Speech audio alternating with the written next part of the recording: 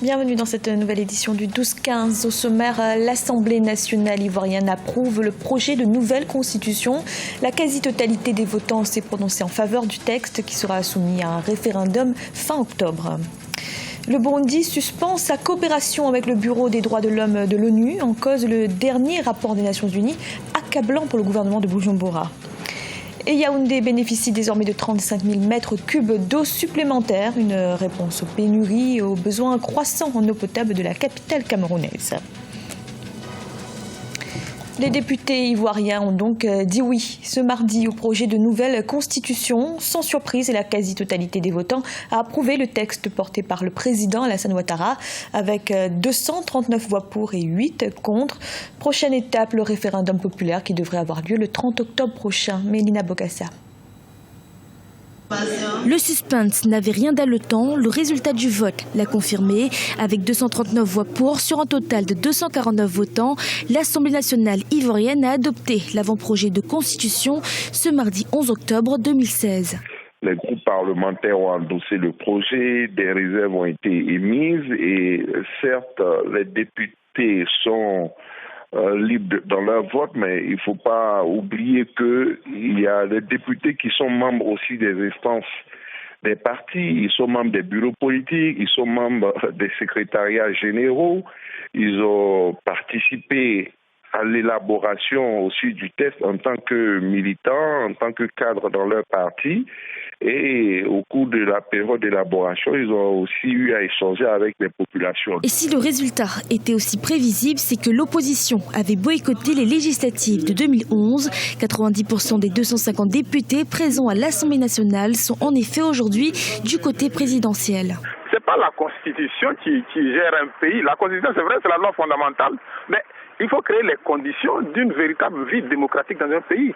Ces conditions n'existent pas encore en Côte d'Ivoire. Donc, que M. Ouattara fasse adopter une constitution, alors j'entends par-ci, par-là, l'adoption de la constitution va ramener la paix. Mais écoutez, il y avait une constitution quand il y a eu la guerre. Le dernier mot revient cependant au peuple. Les Ivoiriens se rendront aux urnes le 30 octobre 2016 pour adopter ou rejeter la nouvelle constitution.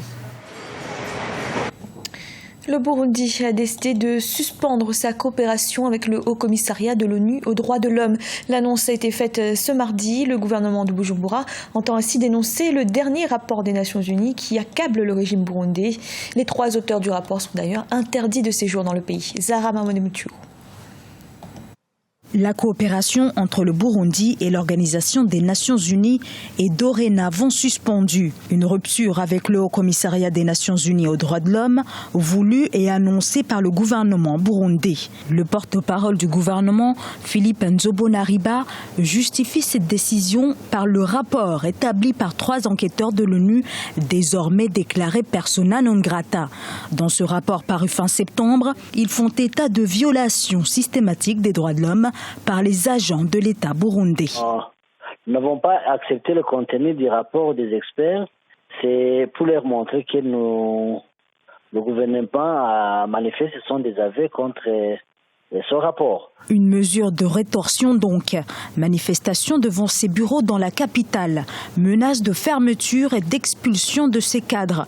Depuis plusieurs jours, l'Office du Haut-Commissariat des droits de l'homme était mis sous pression. Loin d'être un fait isolé, la mesure survient quelques jours après le déclenchement par le gouvernement burundais d'un processus de retrait de la Cour pénale internationale. Ils se sentent menacés aujourd'hui dans leur retranchement, ils s'enferment sur eux-mêmes, ils sont aux abois. Ça montre encore une fois que ce régime est obscurantiste et met en danger le peuple burundais et je dirais toute la région. C'est pour cela que les Nations Unies, surtout les pays voisins, devraient effectivement intervenir pour ramener les caciques du pouvoir, les ramener à la raison. La suspension des relations avec le Haut-Commissariat des Nations Unies aux droits de l'homme résonne comme un nouveau défi lancé par le Burundi à la communauté internationale. Le pays en crise depuis avril 2015 est plus que jamais isolé. Au moins 500 victimes et 270 000 réfugiés dans ce conflit dont toutes les tentatives de médiation se sont soldées par un échec. Et le bras de fer se poursuit entre le Burundi et la communauté internationale. Ce mercredi, l'Assemblée nationale burundaise a adopté la loi sanctionnant le retrait du pays de la Cour pénale internationale. Le texte a été approuvé par les 2/3 des députés présents. Le projet de loi sera dans les prochains jours examiné par le Sénat. Dans l'actualité également, cette proposition du Premier ministre éthiopien, le chef du gouvernement Haïlé Mariam Desalegn, a affirmé ce mardi vouloir réformer le système électoral, et ce afin que l'opposition soit mieux représentée. Le pays fait face depuis fin 2015 à une vague de contestation sans précédent. Un sujet de la rédaction. Le Premier ministre éthiopien Haïlé Mariam Desalegn souhaite réformer le système électoral. Le chef du gouvernement s'est dit ce mardi favorable à un changement de modèle. Actuellement, dans le code éthiopien, 51% des voix suffisent à remporter tous les sièges. Aux élections de mai 2015, le Front démocratique révolutionnaire des peuples éthiopiens, la coalition au pouvoir, avait ainsi raflé la totalité des sièges. C'est un modèle extrême dans la mesure où il permet effectivement de restaurer subrepticement la sorte d'autoritarisme qui existait avant l'avènement du multipartisme.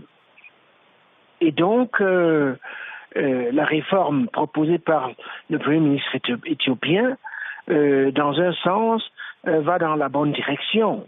Cette proposition du Premier ministre intervient alors que le pays fait face à une contestation antigouvernementale sans précédent. Le mouvement a débuté en région Oromo en novembre 2015, avant de s'étendre à la région Amhara. Il s'agit de 2 ethnies majoritaires dans la population, mais non représentées dans les instances du pouvoir. Le Parlement ne compte d'ailleurs aucun député indépendant ou membre de l'opposition. C'est un premier signe de fléchissement. Il n'est pas exclu que le mouvement social en cours prenne une dimension tout à fait conflictuelle. Et donc le Premier ministre a tout cela sans doute à l'esprit. Il ne faut pas oublier que l'on est ici face à des jeux de pouvoir assez brutaux et que tout dépendra de la pression que ces mouvements de contestation pourront faire peser sur le régime. Le gouvernement éthiopien a décrété l'état d'urgence pour une période de 6 mois après plusieurs mois de violents troubles dans le pays. Un mouvement qui aurait déjà fait plus de 500 victimes. En bref, l'ancien vice-président du Soudan du Sud et ex-chef des rebelles Riek Machar a quitté ce mercredi le Soudan pour l'Afrique du Sud. Il a annoncé son intention d'y effectuer des examens médicaux complémentaires. Il s'agit de sa première apparition devant la presse depuis le mois de juillet dernier, date à laquelle il avait fui Juba pour Khartoum. Au Cameroun, l'offre en eau potable s'accroît dans la capitale Yaoundé. Les habitants bénéficient désormais de 35 000 mètres cubes d'eau supplémentaire, un complément qui ne comble pas encore l'ensemble des besoins de la ville, mais l'initiative est saluée par la société civile. Reportage de notre correspondante Viviane Baoken. De l'eau, le gouvernement rassure. Les pénuries seront de moins en moins présentes dans les robinets des populations de Yaoundé. Selon le directeur général de Kamwata, depuis une semaine, la ville connaît une production supplémentaire d'eau d'environ 35 000 mètres cubes par jour. Une annonce salutaire au vu du besoin qui devient croissant. Les populations de Yaoundé et environ croupissent dans le manque d'eau à boire. Actuellement, où nous vous interviewez ici, nous sommes dans les rationnements. Ça fait depuis le matin ici, dans mon quartier ici, à Issos, nous n'avons pas de l'eau potable à boire. Ça ne coule pas dans les robinets. Donc dire que les 35 000 mètres cubes produits par jour vont apporter une solution, c'est une bonne solution, c'est une bonne annonce. Selon la Camerounaise des eaux, l'entreprise chargée de la distribution d'eau, la ville de Yaoundé compte actuellement un peu plus de 2 millions d'habitants et les besoins pour l'alimentation en eau potable sont estimés à plus de 315 000 mètres cubes d'eau par jour.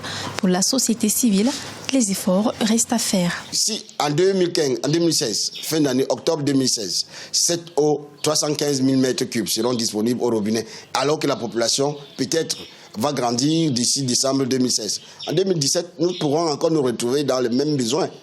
Il faut donc que Kamwata nous explique comment est sa stratégie de planification pour l'atteinte des besoins des populations de Yaoundé et environ dans le cadre du rationnement en eau potable. Pour faire face à la demande, le gouvernement a annoncé la production industrielle de la première extension de la station d'Akomniada près de Mbalmayo, une infrastructure à laquelle viendra s'ajouter une deuxième extension dont les travaux sont en cours d'achèvement. Ce journal a été réalisé par l'ensemble de la rédaction. Merci de l'avoir suivi. Retrouvez dans un instant une nouvelle édition de l'information.